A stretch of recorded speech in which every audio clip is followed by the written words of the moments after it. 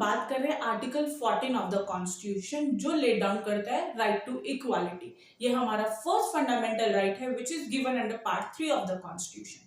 Article 14 कहता है that no state shall deny to any person equality before law और equal protection of law.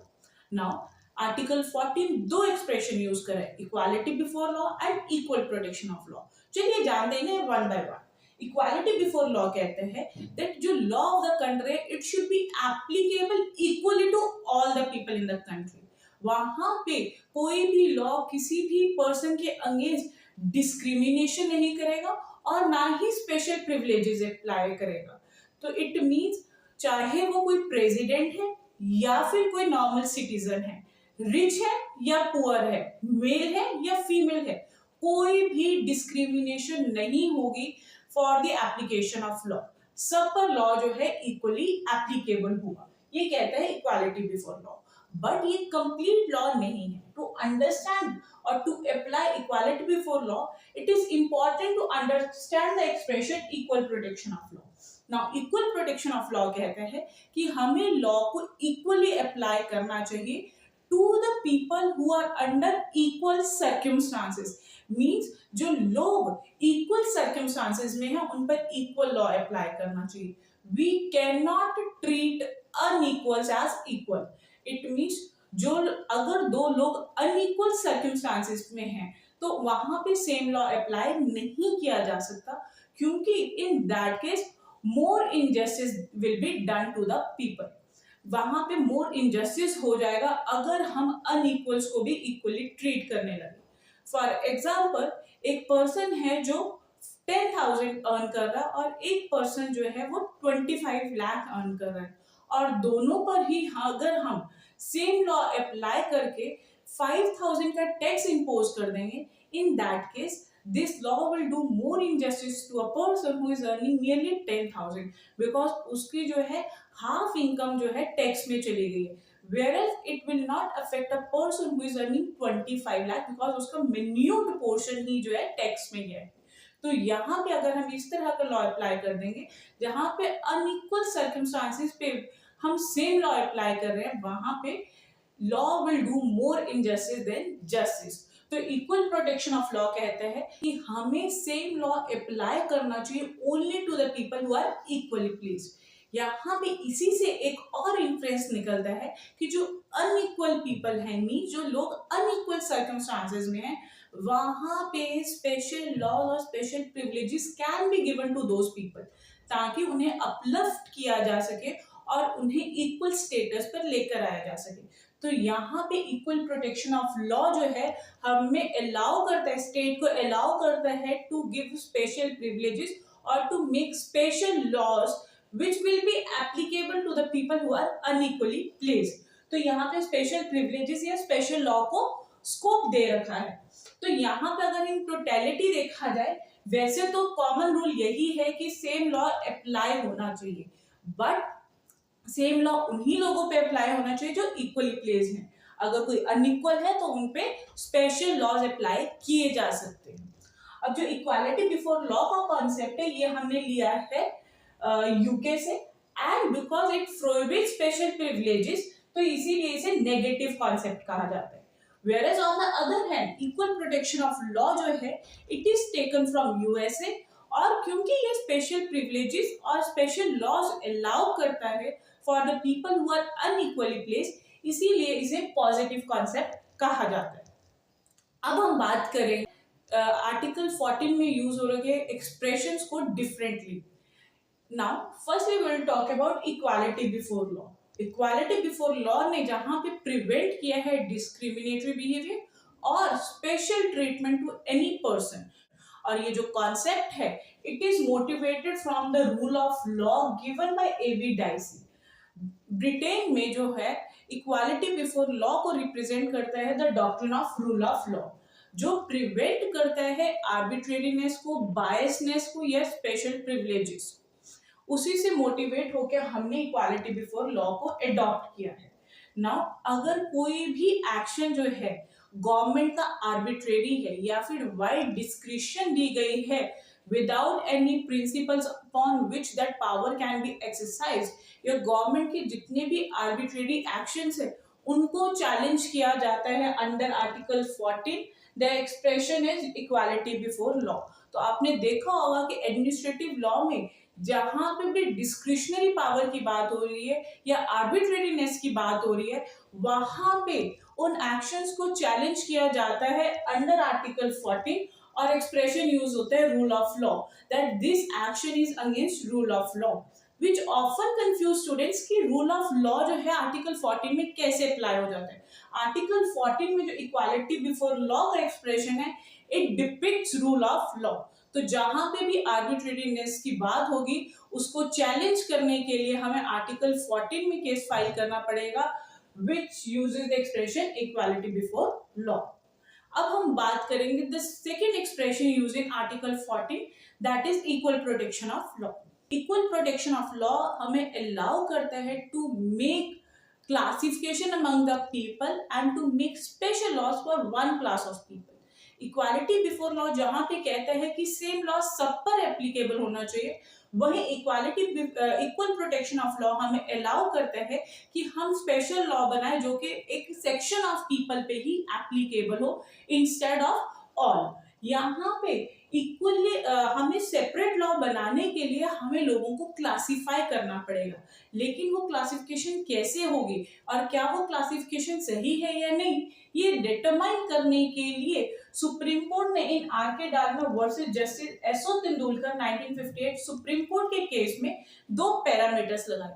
दोनों ही parameters को fulfil होना जरूरी है, only then a law will be considered valid under article 14। और वो पैरामीटर्स क्या हैं? First, that the classification there should be intelligible differentia in the classification. It means जो हम क्लासिफिकेशन कर रहे हैं उस क्लासिफिकेशन में जो दो क्लासेस बनेंगी उनमें डिस्टिंग्विश्ड फीचर होनी चाहिए। It means we can differentiate one class of people from the other class, ये जरूरी है। सेकेंड पैरामीटर में उन्होंने कहा जो क्लासिफिकेशन की है उसका रैशनल रिलेशन होना चाहिए with the object we need to achieve. It means जो लॉ बनाया है जिस ऑब्जेक्ट के साथ बनाया है उसके लिए ये जरूरी है कि क्लासिफिकेशन की जाए। अगर क्लासिफिकेशन जो है उसका ऑब्जेक्ट के साथ कोई रिलेशन नहीं है, इन दैट केस हम उसे रीजनेबल क्लासिफिकेशन नहीं कहेंगे। इसको एक एग्जांपल के साथ समझते हैं। हमारे हिंदू लॉ में एडॉप्शन के रिलेटेड बिफोर 2010 का प्रोविजन थी that only male can adopt a child and a woman is not allowed to adopt a child individually, means वो खुद से चाइल्ड अडॉप्ट नहीं कर सकती थी, whereas males can do that. अब यहाँ पे देखा जाए तो मेल और फीमेल में क्लासिफिकेशन कर रखी है। क्लासिफिकेशन तो ठीक है कि हम उनको सेपरेटली या डिस्टिंग्विश कर सकते हैं, बट क्या वो लॉ के ऑब्जेक्टिव रिलेशन है या नहीं ये देखना जरूरी है। अब देखिए जो एडॉप्शन है, एडॉप्शन में जब हम बच्चे को एडॉप्ट करते हैं वहां पे क्वेश्चन अराइज होता है कि जो बच्चे को परवरिश दी जा रही है क्या मेल और फीमेल जो बच्चे को अपब्रिंगिंग देंगे क्या उसमें डिफरेंस आता है? The answer is no, both male and female are equally capable to upbring a child. दोनों ही इक्वली कैपेबल है, ऐसा नहीं है कि वुमेन में लेस एफिशिएंट है या लेस क्वालिटीज हैं to upbring a child as compare to man, ऐसा नहीं है। तो यहाँ पे जो लॉ का ऑब्जेक्ट था to give good upbringing to the child, it has no relationship with the classification it has made. Male और फीमेल की जो क्लासिफिकेशन की थी उसका ऑब्जेक्ट के साथ कोई रिलेशन नहीं है, because both male and female are equally capable to adopt a child and can give good upbringing. इसीलिए 2010 में इस लॉ को चेंज किया गया और अब both male and female are competent to adopt a child. अब इसके साथ ही हम एक और एग्जाम्पल करते हैं जहां पे हम देखते हैं कि आईपीसी जो आपके भारतीय न्याय संहिता है वहां पे जितने लॉज हैं वहाँ वो इक्वली एप्लीकेबल हैं to all male female old age person everyone, but हमने एक स्पेशल लॉ बनाया दैट इज जुवेनाइल जस्टिस, जहां पे हमने एक सेक्शन ऑफ सोसाइटी को अलग कर दिया that is children below 18 years. वहां पे अगर एक चाइल्ड ने मर्डर किया है और एक एडल्ट ने मर्डर किया है, इक्वालिटी बिफोर लॉ के अंडर तो दोनों को सेम पनिशमेंट मिलनी चाहिए, बट अगर क्योंकि जो चाइल्ड है वो जुवेनाइल जस्टिस लॉ के अंडर फॉल कर जाता है, इसीलिए वो मैक्सिमम पनिशमेंट जो है उसको 3 इयर्स की मिलती है, राइट। और एडल्ट को मर्डर की फुल पनिशमेंट मिलेगी, दैट इज लाइफ इम्प्रिजनमेंट और डेथ सेंटेंस। तो यहाँ पे हमने डिफ्रेंसिएशन किया है, क्लास को क्रिएट किया है, बट जुवेनाइल जस्टिस लॉ का ऑब्जेक्ट क्या है, हमने क्यों उस लॉ को बनाया है?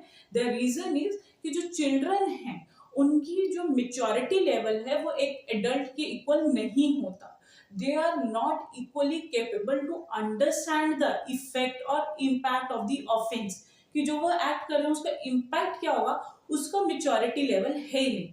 Secondly, children are should be given a protective environment and they should not be kept with hardcore criminals, because children क्या है, growing nature के हैं, then there is a scope कि हम उन्हें रिफॉर्म कर सकें।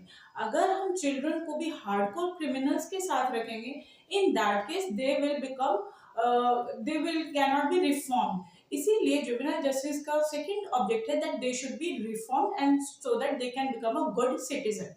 अब यहाँ पे जो ऑब्जेक्ट है और जो क्लासिफिकेशन की गई है, दोनों में आपस में क्या है, एक रैशनल एस्टैब्लिश हो रहा है। इसीलिए एज पर R K Dalmia case the classification is a reasonable classification here, whereas in the first case जहां पे हमने मेल्स को राइट दिया था to adopt and the females are not allowed to adopt under Hindu adoption है, वहां पे क्या है, वहां पे रैशनल एस्टैब्लिश नहीं हो रहा था between the classification made and the object, तो वहां पे उसे हम कहते हैं क्लास लेजिस्लेशन, जहां पे कोई रैशनल नहीं है।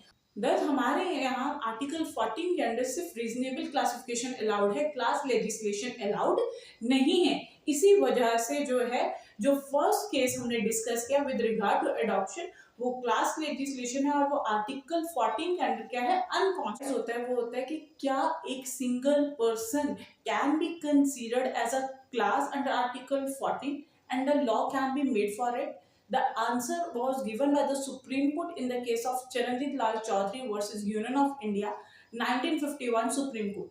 जिस केस में कोर्ट ने कहा that even a single person can be treated as a class provided जो लॉ है उसका जो ऑब्जेक्ट है it should have a rational relation with the class constituted। अगर ये दोनों पैरामीटर्स फुलफिल होते हैं, in that case even a single person can be treated as a class। Next जो issue with regard to article 14 arise होता है, that is with regard to the term person used under article 14, because article 14 जो है वो कहता है the state shall not deny to any person equality before law और equal protection of law. अब जो ये पर्सन टर्म है इसके अंदर क्या क्या फॉल करेगा? पर्सन जो टर्म है it includes both natural as well as artificial person. It means people who are born as well as those to whom the recognition is given by the law, both are included। It means the corporations, companies, societies and others are also covered under article 14। Secondly, article 14 में जो person term है it includes both citizens as well as non-citizens। It means foreigners can also claim right to equality in India, but इसका मतलब ये नहीं है that even that the foreigners can claim citizenship rights in India। ये चीज court ने prohibit की है, बिकॉज सिटीजनशिप ग्रांट करना या ना ग्रांट करना is the exclusive right of the government exercising under citizenship act 1955। And इसका एक लैंडमार्क केस है that is national legal service authority versus union of India 2014 supreme court. इस केस में court ने क्लियर किया कि the term person is not restricted merely to male and female. Even the transgenders or the hijras are also included under the ambit of Article 14 and they can also claim right to equality। So this is all about Article 14 and if you have any doubt please put it in the comment box।